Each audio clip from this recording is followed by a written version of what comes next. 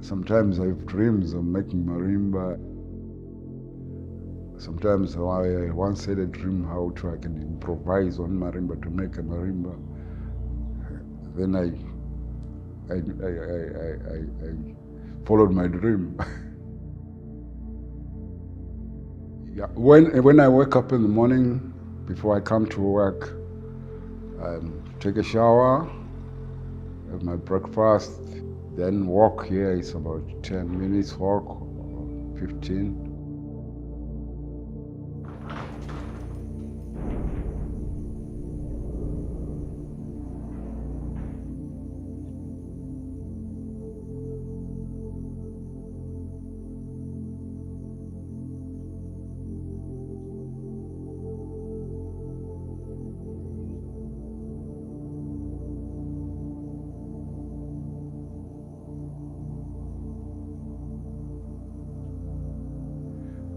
When I get to my workshop, if the workshop is dirty, I clean my workshop.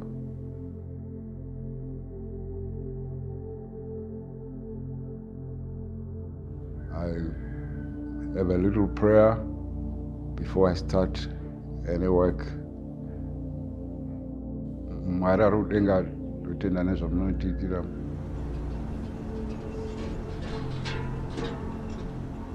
Mundichengete muzuva ranhasi.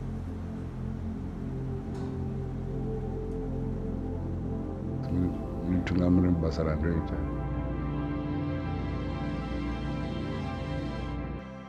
Amen.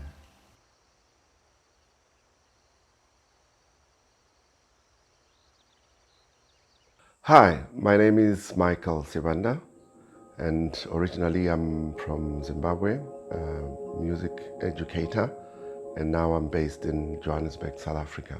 Today I'm far from home. We are at a game farm called Litlapapula, which is in Tabazimbi. I'm visiting my brother, Onesmus Sibanda, an instrument maker. My name, it has a meaning. It's in the Bible. It means helpful. Do you think you're helpful? Yeah, I think so. I'm a marimba maker. I can call myself a craftsman. I'm based in the premises of a Sepong Children's Project. And that's where my workshop is based, where I make musical instruments. I was born in Mashingo, but I never lived there, but I lived in Bulawayo, where my parents were working. That's where I went to school. After that, I went to Kwanongoma College, where I started to work with in a recording studio with brother Kutuwira.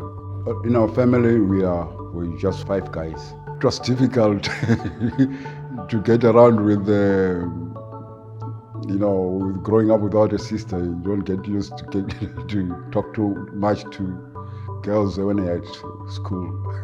We got along well, very well. So sometimes, yeah, there will be fights, but in our family, 4 of us are all into music. When I was young, like our grandfather used to play that bow instrument. We call it Shipenda in Shona. He used to play it when maybe he was at home or was herding cattle, or when he's going on a journey, he will take it along so that he can make the journey shorter by playing it on the way. I would say my parents, yes, were musical. I mean, naturally. Because you don't realize it, but you go to functions home and people are singing, people are dancing, they're playing drums, which you don't, it doesn't click to you that, wow, my dad is really singing well, he's playing drums well. To me, it was just, well, it's natural, he's doing what he's doing. So yes, I think we've always grown up with rhythmic and musical parents. I think everyone has that hidden music talent in him. And what I love about the marimbas is that it brings that out in everybody. I've had students or people that said, oh, I'm not musical. I can't play music to save a life.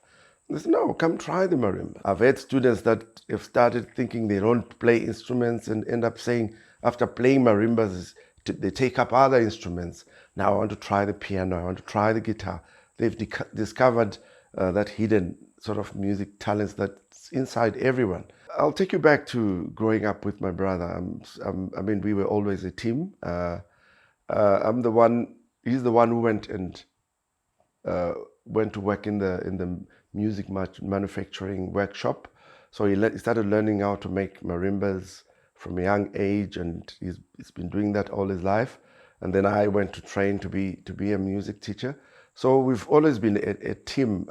It has always worked like that. Even moving down here to South Africa, it's been the same story. He's been supplying marimbas at my school. He supplies at other schools that I go and teach workshops, and we always been a good team.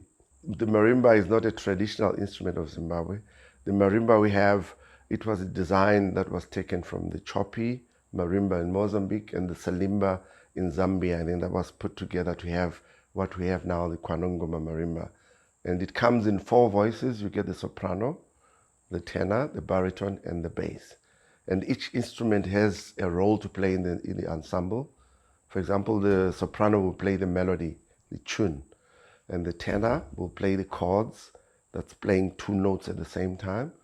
And the baritone will add color, flavor to the whole piece, play broken chords and little melodies on the baritone with that baritone tone. And then the bass keeps everyone together, keeping the beat. And then you put that together, you have your piece of music. To make a set of marimba, firstly you have to source the materials. For frames, I use South African pine, it's a softwood. For the keys, I use a kiat, which is a hardwood. In my language, in Shona, we call it mukwa. It's a tree that bleeds blood like. For the resonators for soprano and tenor, PVC pipe. And for the bass and baritone, I use fiberglass. So obviously the first thing you need to do is you put your frames together, and then you cut your keys into size. I have to cut the sizes of the key. I've got, like on soprano, I've got 17 keys. Like the first one can be 420, 460 millimeters. I descend by 10 millimeter until I get to the last key, C. After I cut the keys, I then tune them one by ear to the nearest key. Not fine tune, but gave the starting stage of tuning of your keys. And then next thing, you have to make your resonators. That's out of PVC pipe. That's also cut to size, and then the end is blocked. So when I make a resonator, I cut it longer. By tuning, you tune it to the key, so that it sounds, you tune it by ear to the key. A long time ago, they used to use gourds for making marimbas. We had to travel around the country searching for gourds. If you come to a homestead, we identify a gourd, we ask for it or buy it. We collected quite a lot, so that we can differentiate the sounds from the gourds. You mold the gourds from the outside, then you put a modeling putty around it. It can be in 2 parts. It has to be so that it can be separated. So you first make one side, the mold, and it dries. Then you make the other side. Then you join them together. Then you take out the mold. You have your mold now to make another from fiberglass. The resonators, it's not only decorations. You can see they are not straight like sound is. When the sound comes from the key, it has to sort of circulate before it hits the bottom and come out. That's why each marimba is different. I cannot just use measurement for every marimba I make. I have to tune the resonators to the key every time. I want it to sound like a marimba, not like a xylophone. A xylophone has got a different sound. You can hear that. No, this is not marimba. On the side, you're going to make a little hole where you're going to put a buzzer. Long back, they used to use spider web. They would walk in the bush, you could find them around, and there were no drilling machines at that time, so they were putting rods into fire, then pierce the underneath of the gourd to make a small hole so that they can put the buzzer on. And they stick the buzzer with beeswax. Instead of the spider web, I use plastic, which is cripsy. I don't just use any kind of plastic. It has to be cripsy. So without the buzzer, it's not a real marimba. It's important because in every African musical instrument, there is that buzzing sound. It like lifts up your spirit. After tuning them, I send them and put the decorations on. The purpose of the decoration is for them to look more African, because they used to put decorations on marimbas a long time ago. Yeah, it's an artistic way for them to be artistic. Like this decoration, I was once in Australia, I lived with Aborigines, so I saw it from Aborigines, and I think I'm using it. Yeah, after you've worked on them and they are ready to be fine-tuned. For fine-tuning, I use a chromatic tuner, which gives me the exact key.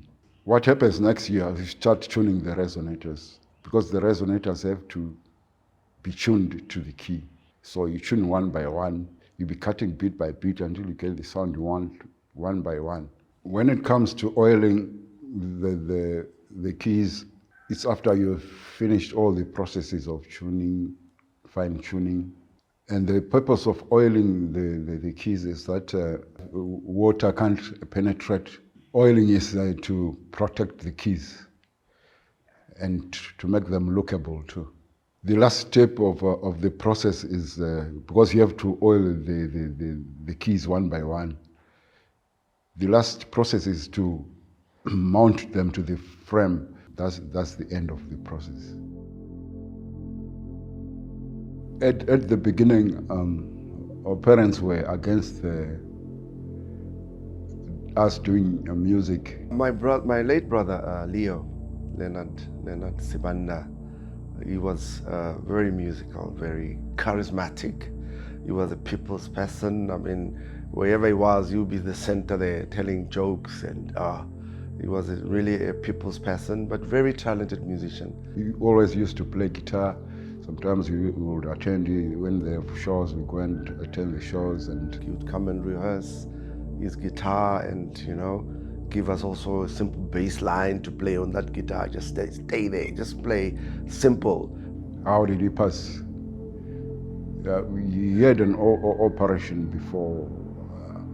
I was really young at that time. It was quite sudden, yeah. It really affected the family.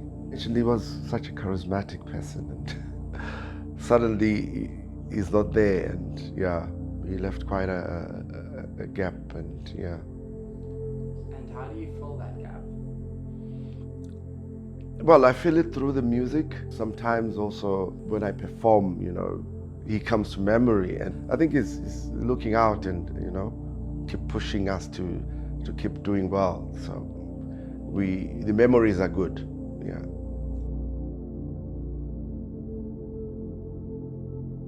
It is continuing his legacy. Yeah. With music is love, and I would like to make some like musical instruments. It's not hatred, it's love.